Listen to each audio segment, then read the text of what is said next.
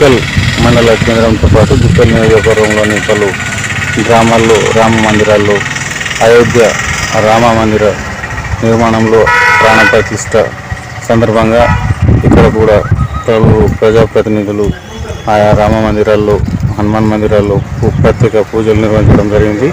అయితే మాజీ ఎమ్మెల్యే తాజా ఎమ్మెల్యే హనుమంత్ సింగ్ ప్రస్తుత ఎమ్మెల్యే తోట లక్ష్మీకాంతరావులు ఆయన అనుచరులు ఆయా ప్రజాప్రతినిధులు పాల్గొని పూజల కార్యక్రమంలో పాల్గొన్నారు. రాత్రి వరకు పలు ర్యాలీ కూడా నిర్వహించడం జరిగింది.